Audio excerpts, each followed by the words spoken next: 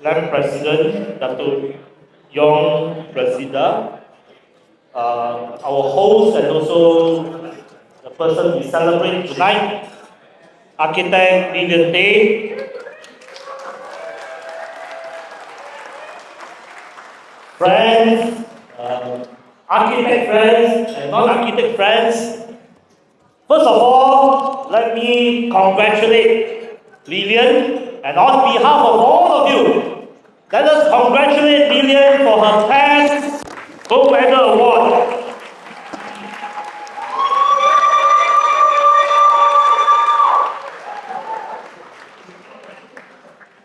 I first met Lilian in 2010. At that time, I was Member of Parliament for Bukit Bendera, Penang. So she was working with another friend on some of the public housing in Selangor, and she was interested to help to improve the conditions in Rifle Range, Penang.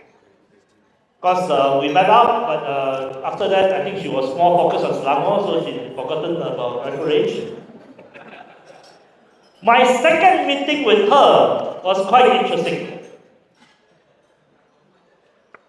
I became the guest of honor of the 2019 PAM dinner, and when she was the president. And for your information, at that time, I was Deputy Defense Minister. I don't know what relationship defense has with architecture. But she gave me an impression that she's very passionate, she's very dynamic, and she's very articulate. And of course, her work is evident in all the architecture work that she got herself involved in, whether as architect or as involved. We all see that, and tonight we celebrate her success. My role here, again, I'm not very sure what my role here is all about. I think Lilian wanted me to come to entertain you. Maybe that's the cheapest form of entertainment. But I hope I will give you 2 or 3 points that you want to argue with me for the next 3 days. So to provoke some conversation, so I told Lilian I decided to be provocative. Lokman say good. Lilian asked me to talk about Kuala Lumpur. Now, I am actually the Member of Parliament for Iskandar Puteri and the State Assemblyman for Peling. For those who do not know where my constituencies are, please go to Singapore and get into my constituency, because they are next to Singapore. But anyway, I'm actually born in Kuala Lumpur, and I have also deep roots in Kuala Lumpur, just that politics make me a political nomad. Tonight, I just want to share with you 3 controversial points. The first one is the critique on garden city, the idea of garden city. The second point is to talk about sprawling and how we Malaysians became American before we got rich. The third point that I would like to talk about is the financialization of housing and how we can try to get out of it, and perhaps propose some way forward. The idea of garden city movement started with Ebenezer Howard in 1898. The idea was essentially a response to the industrial cities of the 19th century England. And for those who read Charles Dickens or those who read Karl Marx, you know how the 19th century industrial cities in England was all about. It was the cities of contrast, it was a cities of messiness, it was cities of crowdedness, and it was a city of many other problems. So in the UK or in the English thinking, city was always treated with ambivalence. City was always treated with a lot of doubts, and therefore the idea of garden city was an attempt to have the benefit of the cities, but also have the benefit of countryside. And as most of you here who are architect knows, this idea of countryside being more noble, countryside being more virtuous, is very ingrained in the minds of English thinking.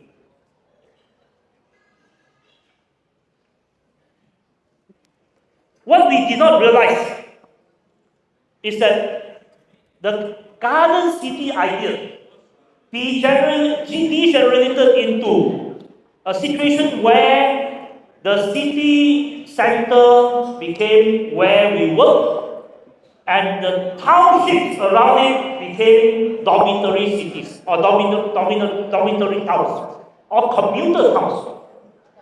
Therefore, separating where we work from where we stay and from where we play. Now, sometimes we may not realize how these ideas have consequences, and this idea has huge influence in the way we think. We have entrenched in this country the idea of zoning. Industrial zone has to be industrial zone. Industrial zone cannot have residents. In business center means business center. Business center means people don't stay there. And we have somehow entrenched it and we treat it as a norm to the extent that we have forgotten that these ideas are just man-made ideas for all of us to challenge, for all of us to change for the better. So in the case of Malaysia, and particularly in the case of Kuala Lumpur, this idea that cities are crowded, cities are congested, and therefore you have to create satellite cities, started with Petaling Jaya. Petaling Jaya started in 1956, before independence. And the reason why Petaling Jaya started was because KL was congested with traffic, KL was congested with cars, KL was congested with people. 1956. That was how Garden City influenced our thinking. Now, of course, that has been taken to a different level by the time 1970s came. I stay in a place called Subang Jaya. My father was from the cemetery areas in KL, Kampung Isan, behind Jalan Dewan Bahasa. And my mother was from the squatters areas where Stan Complex now stands. Jalan Allah was a squatters areas. But when they got married and they were not very rich, they moved to Subang Jaya. At that time, they say those who moved to Subang Jaya were the poorest people from KL, because Subang Jaya was where the airport was, and they were worried about fuel coming out from the aircraft. But this model of Subang Jaya became very successful. This developer, also architect, planner, plan city. Cities planned by private person and no longer planned by government became very successful. And when it became very successful, it was extended to many other places because there was a major incident that happened in 1981. In 1981, Tun Dr. Mahathir became Prime Minister. 2 months after he became Prime Minister, the Malaysian government, with the money that the Malaysian government earned and received since the oil crisis in 1973 and since the discovery of oil in 1974, were pumped into a major international activism by the name of Dawn Raid. So Dawn Raid was what happened in 1981, 2 months into Mahathir's premiership, and the Malaysian government, the Malaysian state, with its oil money, nationalized Gantry and other British plantation interests in the country. Actually, from a nationalist point of view, I thought it was a brilliant idea. It was quite brilliant. However, the Dawn brought the plantation estate back into the hands of the Malaysian government, and eventually the GLC turned the plantation estate into housing estate. So we see the country corridor, we see some W building, UEP, USJ, we see many other projects where we turn plantation estate into developer plan housing estates. 40 years later, we have done this with the art form. We have become so expert in doing township planning that we exported the idea of developer planned city back into London, right at the heart of London, by the name of Battersea.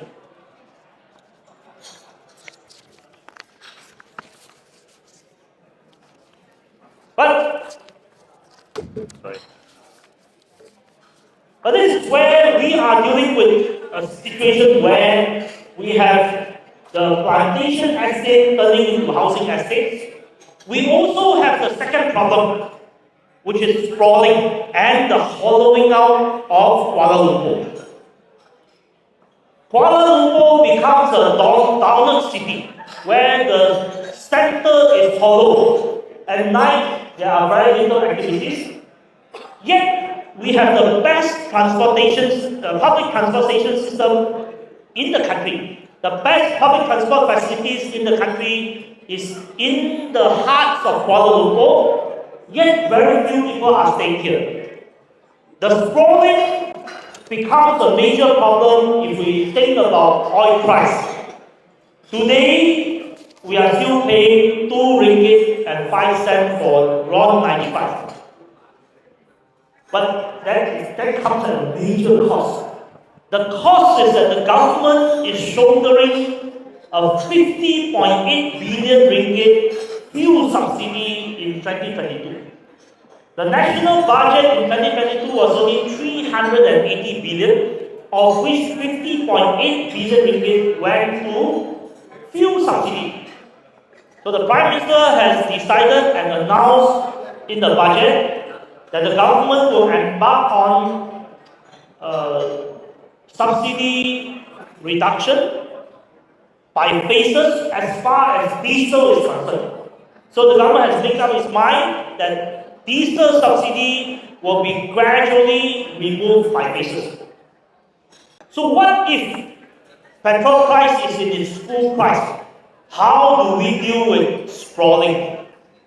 We will have to start thinking about revamping and also rethinking the sprawling in our city. Of course, there is also an added element about sprawling. In this country, the state government has very little revenue. The state government has very little revenue because in the 1957 and 1963 construct of our constitution, at that time, it was quite equitable because we were an agrarian society. We were mainly focusing on plantation. So natural resources and land were given to the states, while federal government collects income taxes. But as we industrialize, it becomes a problem. The state government has very little incentive to promote economic development apart from those that are related to natural resources and land. Therefore, in poorer states, they sell logging rights. In richer states, they sell development rights to explore the city, or they sell reclamation rights. I'm not saying that this is good or bad, but clearly it is not good for the climate, and clearly we need to rethink the federal-state relationship. Now, the third point I want to make is the financialization of housing.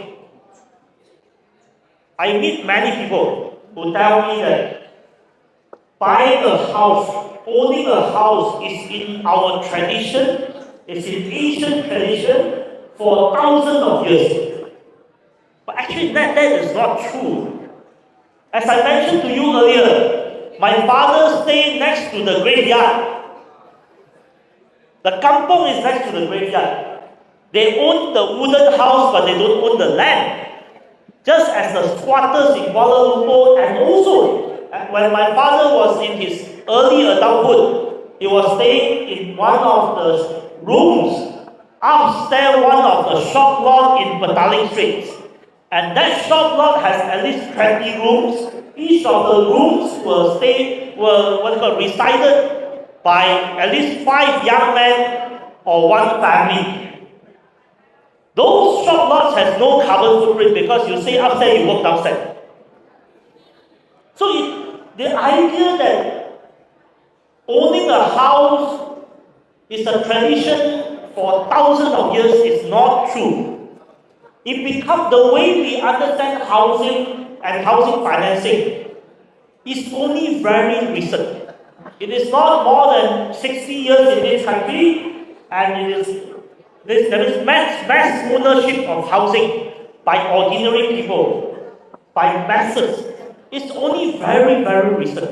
And even in UK and the United States, particularly in UK, it was only when Margaret Thatcher came about, and it was during the Reagan Revolution, that we see a lot more house ownership in UK and widespread of house ownership for ordinary people in the United States.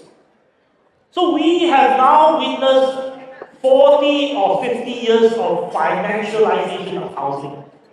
We got used to it to think that every piece of housing has to be owned. Even if you are the poorest strata of society, you must pay 42,000 to own a house.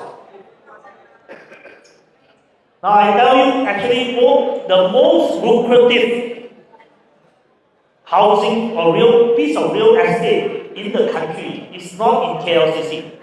Guess where they are? The most expensive piece of real estate in this country is actually in Semenye and Eli, in the memorial parks.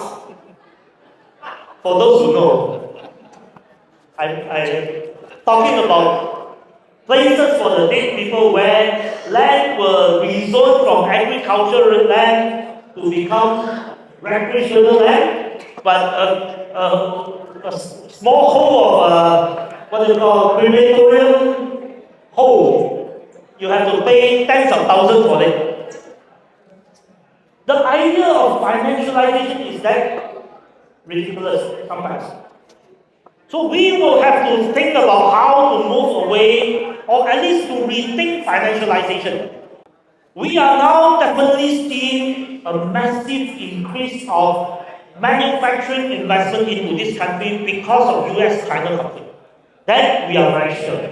However, because there were many years, at least the last few years, we see massive glut in the housing market. We now see developers moving to build industrial park. But what I am worried is that we will replicate the way we build shopping malls, the way we build houses and we build excess housing, just like we may build excess number of industrial parks and eventually underutilized. So I want to bring you an analogy. 25 years ago, you go to a shopping mall, you buy a lot. You buy a lot in a shopping mall. But today, most of the more successful malls don't sell you a single lot. They sell it to the REIT, and eventually they lease it to individual tenants, and the tenants has to bring together a coherent shopping mall. Likewise, I think industrial park has to be thought through in this way, where we will have to think of a new way of financing industrial park so that we can build cluster. We can build cluster in the industrial park so that the industrial park and industrial land is properly used. But here I also want to challenge the idea that industrial park is industrial park. People don't stay in industrial park. I go back to the idea of garden city and to ask a question. Of course, this question has been somehow challenged, and there are some in-between solutions. Today, many industrial park developers are building foreign worker housing inside the industrial park. But the question is, do our economy needs more foreign workers, or we actually need more Malaysian, and we need to house our young engineers, provide housing for them near the industrial park, near where they work, so that they do not have to travel 3 hours, 2 hours to where they work. So I think we need to rethink the way we run industrial park, and also the way we run our cities. So moving forward, what are the future? I think the future, top priority or top concern about the future is climate. This is the questions that we have to deal with in the next 5, 10, 15, 20, 30 years.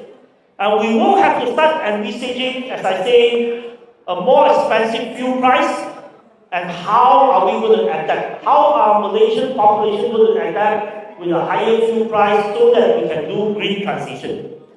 We will have to start thinking about building houses for people to come back to inner city Kuala Lumpur, to stay in the inner city and not necessarily having to own. They can rent, and we can retrofit some of the old buildings in KL inner city, and to build some rental housing without car park, so that no one needs to drive and they can take public transport.